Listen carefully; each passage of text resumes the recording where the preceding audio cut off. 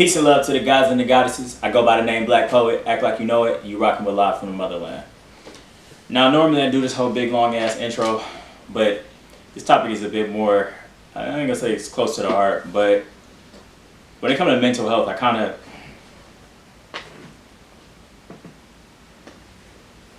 that's not a topic I want to handle lightly. So when we get into this whole Kanye West thing, again, I don't know any of these people. I'm not in that circle, so I don't like when people make videos about these celebrities as if they're best friends and they can speak on their motivations and why they do what they do and all that bullshit. I'm just going to use it as a catalyst to speak on two things. A, the hypocrisy of the quote-unquote woke movement. Or B, the hypocrisy of cancel culture.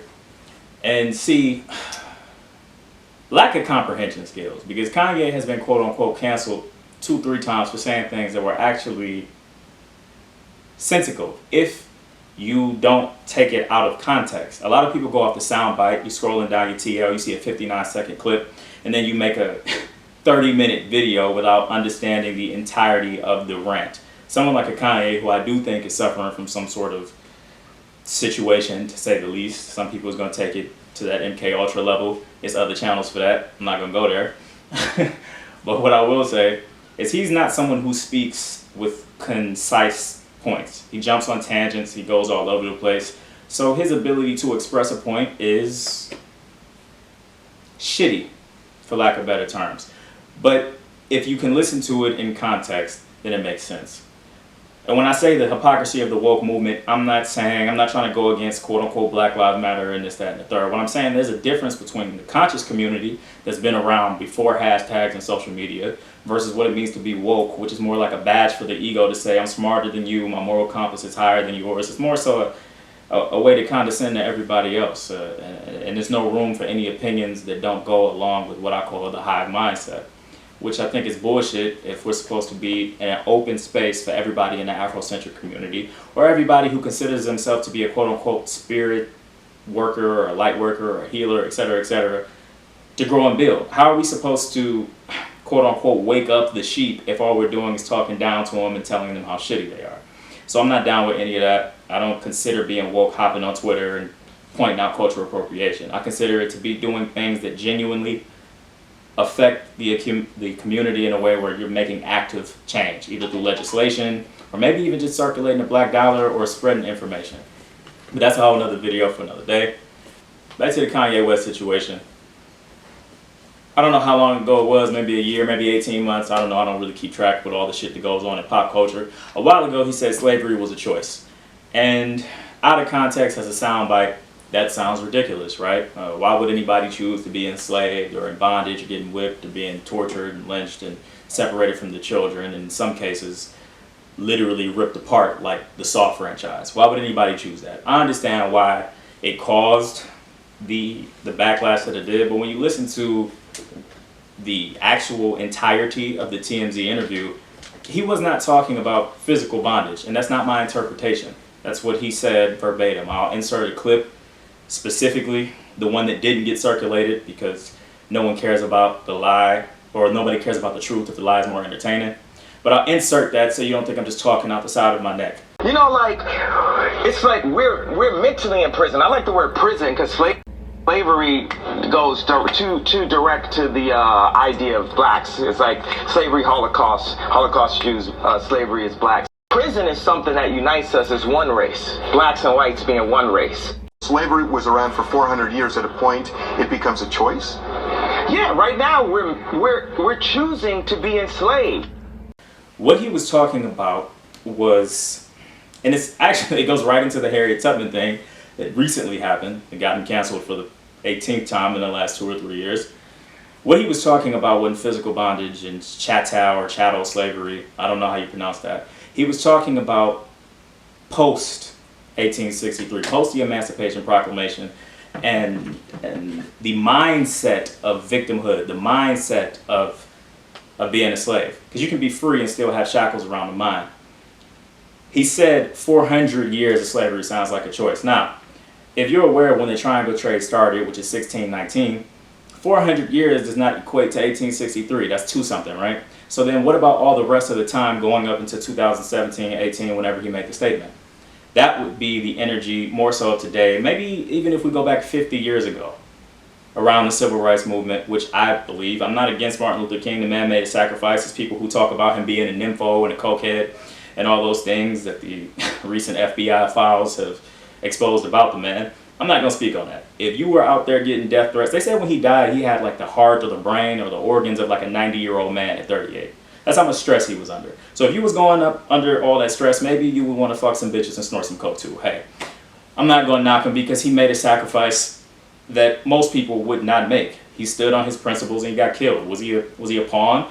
Did the civil rights movement help to pacify the more militant aspect of the Afrocentric community? Yes.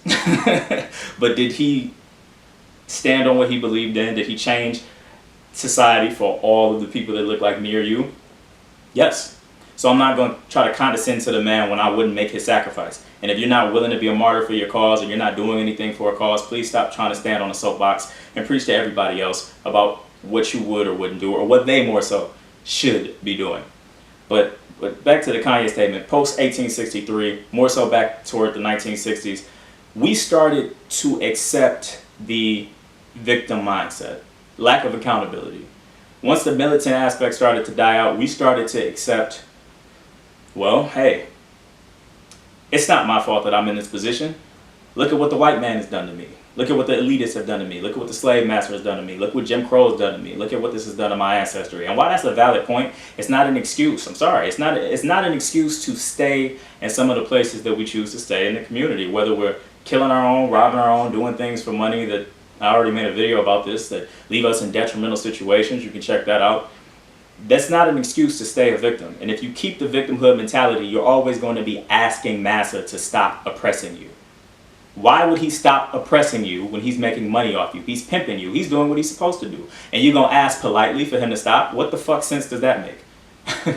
You know, I'm not trying to be crass or cruel, but I have the mindset of more so a Malcolm X. I have a separatist mentality. I'm not going to ask Massa to do anything for me. I'm going to build my own infrastructure myself. I'm not going to ask for welfare. I'm not going to, which separated the Black family unit. That's another video for another day. I'm not going to point the blame everywhere else and refuse to take accountability myself as a man. Everybody wants to walk around saying they're an alpha man, alpha woman, but then at the same time they want to say, can you give me reparations? Can you give me this? Can you give me that? Do we know that it was mandated that we're owed 40 acres and a mule? Yes. Is it going to happen? No. Or it would have happened already. You know, that shit, even if we were to boycott, which is the power of changing our situation, it's not solely protesting. While protesting does give us notoriety about our causes and our issues, without boycotting and having that leverage, they're never going to listen to anything that we want changed in legislation. But, yeah, fuck was I talking about? I hope that happens. Reparations. Are we owed that? Yes. I'm not saying that I'm okay with the fact that we got shafted on it, but understand, even if we were to boycott and have that leverage, and we tank every major corporation in the Dow or however the stock market works, Disney, all these different corporations, if we tanked them all, they would still not give us non-taxable land. The only thing that would cause that is if we bind together with the other people or tribes of color and start another civil war, which I'm pretty sure. I'm not saying that's what we should do. You're not going to label me as a domestic terrorist and have me shot the fuck up 1,000 times. I'm saying that's the only type of thing that's going to give us land. You know, they're not going to give us non-taxable land and give us the power to basically be our own nation. That's just not going to happen. So the only thing we can do in a realistic sense is to have accountability for where we are and where we were put. Accountability for where we were put and change our situation ourselves.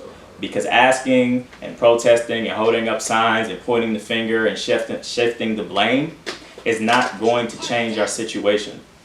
It's just not. The only way to do it is you say, look at how the Middle Eastern tribes come over here and they're able to build their own. And you would say, well, okay, they get approved for loans and this, that, and the third, and they do predatory loaning on us, and that's what keeps us from starting our own business. Why don't we have the capital ourselves and make seed money? Where are you going to get the seed money from? That doesn't make any sense. You work a 9 to 5. You work a 9 to 5 until you have the seed money to start your own